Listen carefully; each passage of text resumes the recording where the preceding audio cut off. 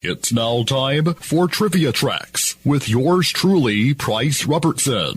Sponsored by Beth Smith and Edward Jones and ProMed Ambulance Services. 104 years ago this week, history was made when the 19th Amendment was ratified, giving women in all America the right to cast a vote. The amendment was the culmination of a decades-long movement for women's suffrage in the country, at both the state and national levels, and was part of the worldwide movement toward women's suffrage and part of the wider women's rights movement. The first women's suffrage amendment was introduced to Congress in 1878. However, a suffrage amendment did not pass the House of Representatives until May 21, 1919, which was quickly followed by the Senate 2 weeks later. It was then submitted to the states for ratification, achieving the requisite 36 ratifications to secure adoption, and thereby go into effect on August 18, 1920. The 19th Amendment's adoption was certified on August 26, 1920. Before 1776, women had a vote in several of the colonies that would become the United States. But by 1807, every state constitution had denied women even limited suffrage. Organizations supporting women's rights became more active in the mid-19th century, and in 1848, the Seneca Falls Convention adopted the Declaration of Sentiments, which called for equality between the sexes and included a resolution urging women to secure the vote. Pro-suffrage organizations used a variety of tactics, including legal arguments that relied on existing amendments. After those arguments were struck down by the U.S. Supreme Court, suffrage organizations, with activists like Susan B. Anthony and Elizabeth Cady Stanton, called for a new constitutional amendment guaranteeing women the same right to vote possessed by men. By the late 19th century, new states and territories, particularly in the West, began to grant women the right to vote.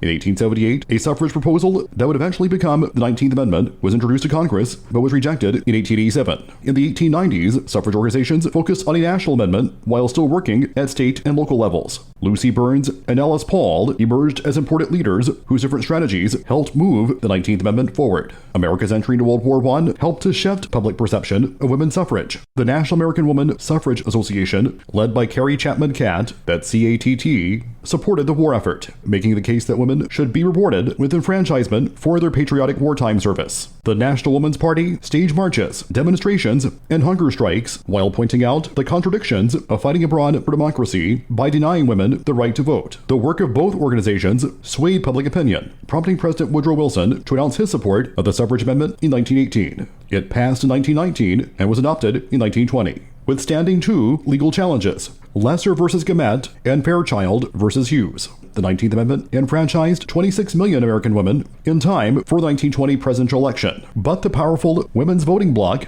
that many politicians feared failed to fully materialize until decades later. Additionally, the 19th Amendment failed to fully enfranchise African American, Asian American, Hispanic American, and Native American women. Shortly after the amendment's adoption, Alice Paul and the National Woman's Party began work on the Equal Rights Amendment, which they believed was a necessary additional step towards equality. Till next time, I'm Price Robertson.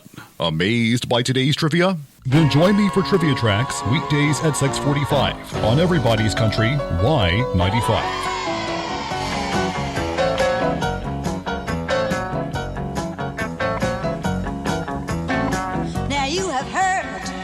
Women's rights and how we've tried to reach new heights. If we're all created equal, that's us too. Yeah, but you will probably not recall that it's not been too long at all since we even had the right to cast a vote. Well, sure, some men bowed down and called us misses. Yeah. Let us hang the wash out and wash the dishes. But when the time rolled around to elect a president, what did they say, sister? What did they say? They said, see you later, alligator. And don't forget my mashed potatoes, 'cause I'm going downtown to cast my vote for president. But we were suffering until suffering. Not a woman here could vote no matter what age. Then the 19th Amendment struck down that restrictive rule. Oh, yeah.